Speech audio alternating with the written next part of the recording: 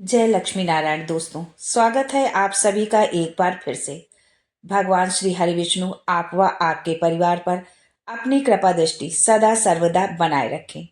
दोस्तों, यदि आप अपने जीवन में खुश रहना चाहते हैं, जीवन के हर क्षेत्र में सफलता चाहते हैं, तरक्की चाहते हैं, नौकरी चाहते हैं, स्वस्थ रहना चाहते हैं, तो आप बिल्कुल सही चैनल पर आए हैं।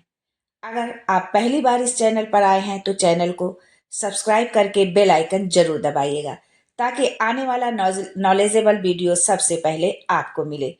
दोस्तों, हम बहुत पूजा पाठ करते हैं पर घर में बरकत क्यों नहीं, दरिद्रता पीछा क्यों नहीं छोड़ रही, मेहनत करने के बाद भी सफलता क्यों नहीं मिल रही है। बहुत पूजा पाठ करते हैं पर कौन सी गलती हो जा रही है जो भगवान सुनते नहीं हैं। क्या कारण है इसका? आज के वीडियो में यही सब जानकारी आपको मिलने वाली है। लेकिन उससे पहले आपसे रिक्वेस्ट करती हूँ कि वीडियो को लाइक करिएगा, दोस्तों को शेयर कर दीजिएगा, और अगर आपने अभी तक चैनल को सब्सक्राइब नहीं किया है तो चैनल को सब्सक्राइब करके बेल आइकन जरूर दबाइएगा। दोस्तों, आपने बहुत से लोगों को ये कहते हुए सुना होगा कि मैं इतना पूजा पाठ करता हूँ लेकिन उसका पूर्ण फल मुझे नहीं मिलता है, या हम जिस कामना के लिए, जिस परेशानी के लिए, जिस कष्ट निवारण के लिए हम पूजा पाठ करते हैं वो मेरी भगवान सुनता ही नहीं है। इस वीडियो में हम उसका कारण बताएंगे कि आखिर क्यों नहीं आपकी पूजा पाठ या आपके द्वारा जो भी सत्कर्म, हवन, अनुष्ठान, पूजा पाठ किया जाता है उसका पूर्ण फल आपको क्यों नहीं मिलता है। असल में जाने अनजाने में कुछ लोग पूजा के दौरान में कई तरह की गलतियां कर बैठते हैं जिसकी वजह से उन्हें पूजा का फल नहीं मिल पाता है और पूजा अधूरी रह जाती है।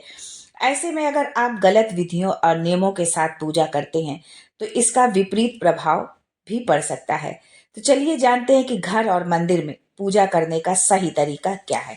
आप अपने घर में यदि जो भी भगवान रखे हैं, मंदिर आपने बना के रखा हुआ है, तो घर में हम पूजा किस तरह से करें, और मंदिर यदि हम जाते हैं तो हमको कैसे पूजा करनी चाहिए, आज इसी के बारे में हम चर्चा करेंगे। किसी भी देवी देवता या भगवान का पूजा करने से पहले स्नान करना जरूरी होता है। स्नान के पश्चात शांत मन से भगवान के सामने आसन पर बैठा जाता है। पूजा कभी भी खड़े होकर नहीं करना चाहिए और ना ही खाली फर्श पर बैठकर पूजा करनी चाहिए, यानी बिना आसन के पूजा वर्जित है। कुछ लोग पूजा करते समय जमीन पर ही बैठ जाते हैं जो कि बिल्कुल गलत है। जिस तरह से आपने भगवान के बैठने के लिए आसन दिया है, ठीक उसी प्रकार स्वयं भी आसन पर ही आप बैठे। शास्त्रों में कंबल और कुश के आसन को पूजा के लिए शुद्ध माना गया है, तो आप कोशिश करें कि आप इन्हीं आसनों का प्रयोग करें। और दूसरी बात, इस बात का भी आप ध्यान रखें कि पूजा करने के उपरांत जब आपकी पूजा समाप्त हो जाए तो जब आप अपने आसन से उठते हैं तो उसके आसन उठा के उसके नीचे आप जो है थोड़ा सा जल डालें और उसका धरती माता का वो स्पर्श करें, और उसके बाद ही आप अपने उस आसन को उठा करके रखें। यदि आप ऐसा नहीं करते हैं तो आपके द्वारा जो भी पूजा पाठ जो भी किया गया है उसका पूर्ण फल आपको नहीं मिलता है। इस बात का भी ध्यान रखें कि पूजा का स्थान घर के फर्श से थोड़ा ऊपर होना चाहिए, क्योंकि भगवान अतुल्य और श्रेष्ठ है, इसीलिए आप अपनी बराबरी में उनकी पूजा न करें। पूजा के लिए भगवान को किसी चौकी में या फिर फर्श से ऊंचे स्थान पर स्थापित करें। इसके अलावा पूजा घर में देवी देवताओं की मूर्तियों को कभी भी दीवार से सटाकर नहीं रखना चाहिए। पूजा करते समय आपका मुंह उत्तर या फिर पूर्व की दिशा में ही होना चाहिए। घर या किसी भी मंदिर में पूजा संपन्न करने के बाद भगवान से अपनी भूल के लिए उनके समक्ष क्षमा याचना जरूर कर लेनी चाहिए। इससे परमात्मा आपके द्वारा जाने अनजाने में की गई गलतियों को क्षमा करते हैं और अपना आशीर्वाद आपको देते हैं। दुर्गा सप्तशती में क्षमापन स्रोत है। यदि आपके पास दुर्गा सप्तशती है तो आप उससे भी जो है हिंदी या संस्कृत, जो भी भाषा आपको सहज लगती है उस भाषा में आप क्षमापन स्रोत पूजा करने के उपरांत जरूर करें। पूजा घर हमेशा घर के ईशान कोण में ही रहना चाहिए। पूजा घर में किसी एक देवी देवता की मूर्ति एक से ज्यादा नहीं होनी चाहिए। घर के मंदिर में किसी भी भगवान की मूर्ति 9 इंच या 22 सेंटीमीटर से छोटी होनी चाहिए। इससे बड़ी प्रतिमा घर में रखना शुभ नहीं माना जाता है। और मोटे तौर पर ये हम आपको बता दें कि आप अपने अंगूठे के आकार के, यानी जमीन पर आप अपना हाथ रखें और आपका अंगूठा आप अपना खड़ा रखें और जितना जो लंबाई है उसी के बराबर की जो है प्रतिमा घर में रखनी चाहिए। इससे बड़ी घर में प्रतिमा रखना शुभ नहीं माना जाता है। बड़ी प्रतिमा को मंदिर में रखना चाहिए। अपने बेडरूम में कभी भी पूजा घर स्थापित न करें और रात्रि के समय अपने पूजा घर को पर्दे से ढक कर रखें और पूजा घर में जो है काम में आने वाली सभी चीजें जैसे शंख, घंटी, प्रसाद के बर्तन, दीपक, शिवलिंग, जनेऊ और भगवान शालिग्राम को साफ सुथरे कपड़े के ऊपर रखना चाहिए। ऐसा नहीं करने पर हर रोज पूजा करने के बाद भी आपको उसका उचित फल नहीं मिल पाता है। हाँ, यहाँ पर एक बात और जरूर बताना चाहेंगे, जैसा कि अभी ऊपर हमने बताया है कि किसी भी देवी देवता की प्रतिमा जो है एक से ज्यादा नहीं होनी चाहिए, लेकिन आप जो है शिवलिंग को आप कितनी भी संख्या में, एक से अधिक कितनी भी संख्या में आप रख सकते हैं।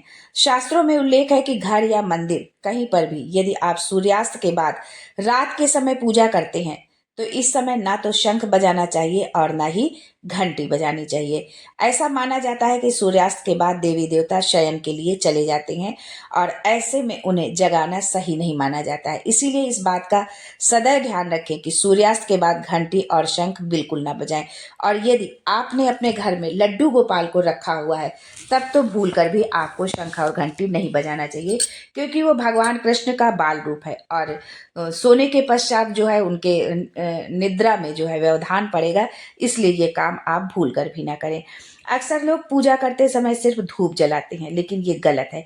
किसी भी देवी देवता का पूजा करने से पहले दीपक जलाना अनिवार्य माना जाता है। आप पूजा अपनी शुरू करने से पहले दीपक जरूर जलाएं, क्योंकि ऐसी मान्यता है कि दीपक भगवान के प्रति हमारी भक्ति भाव, हमारे द्वारा चढ़ाया गया प्रसाद, धूप और अन्य कार्यों का साक्षी होता है। अगर आप पूजा करने से पहले दीपक नहीं जलाते हैं तो भगवान तक आपकी प्रार्थना कभी नहीं पहुंचती है। आजकल ज्यादातर घरों में अगरबत्ती का इस्तेमाल किया जाता है, परंतु कभी भी पूजा करते वक्त अगरबत्ती का इस्तेमाल नहीं करना चाहिए, क्योंकि अगरबत्ती में बांस की डंडी का इस्तेमाल किया जाता है। हिंदू शास्त्रों में पूजा में बांस का इस्तेमाल वर्जित माना गया है, इसीलिए हमेशा पूजा में दीपक का इस्तेमाल करना चाहिए। आप घी, तेल जो भी है उसका आप दीपक जरूर जलाएं। अपने मंदिर या पूजा घर में कभी भी नग्न मूर्तियां न रखें। देवताओं के लिए वस्त्र जो है सिलकर पहनाएं। आजकल बाजार में भी देवी देवता के वस्त्र उपलब्ध होते हैं बने बनाए, आप चाहे तो बाजार से भी ले सकते हैं। हमेशा देवता की पसंद के अनुसार या फिर शुभता को ध्यान में रखते हुए ही वस्त्र धारण करवाना चाहिए। सूर्य, गणेश, दुर्गा, शिव और विष्णु ये पंचदेव कहलाते हैं। शिव पंचायत के पंचदेव हैं। इनकी पूजा सभी कार्यों में अनिवार्य रूप से की जाती है। प्रतिदिन पूजा करते समय इन 5 देवों का ध्यान अवश्य करना चाहिए। इससे माता लक्ष्मी की कृपा और समृद्धि प्राप्त होती है।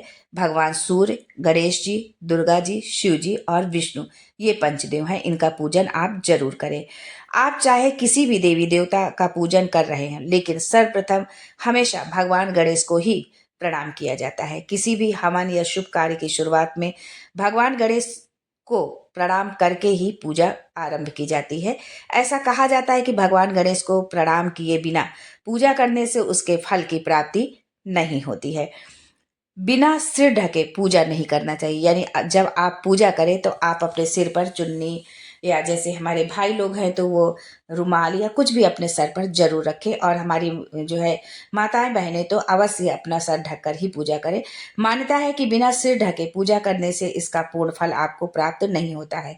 पूजा के दौरान सिर ढकना भगवान के प्रति श्रद्धा भाव को दर्शाता है। पूजा के दौरान सिर ढकने का धार्मिक कारण के साथ वैज्ञानिक कारण भी बताया गया है। इसीलिए स्त्री हो या पुरुष पूजा के दौरान सिर जरूर ढके। कभी भी भगवान को एक हाथ से प्रणाम नहीं करना चाहिए। हमेशा पूरी तरह से झुककर दोनों हाथों से प्रणाम करना चाहिए। जब भी आप पूजा करने किसी मंदिर में जाते हैं तो आपको मंदिर में जो प्रसाद आपको जो मिलता है मंदिर से, तो उसे जो है मंदिर में ही खा लेना चाहिए। यानी ये नहीं कि आपको प्रसाद मिला और आपने जो है उसको रख लिया और घर ला के रख दिया और फिर आप भूल गए। ऐसा यदि आपसे होता है तो ये भगवान का एक तरह से अपमान होता है, तो ये आप भूल कर भी ना करें। थोड़ा सा प्रसाद वहां पर आप जरूर खा लें। जो है किसी को भी कोई भी वस्तु दान दक्षिणा हमेशा दाहिने हाथ से ही देना चाहिए।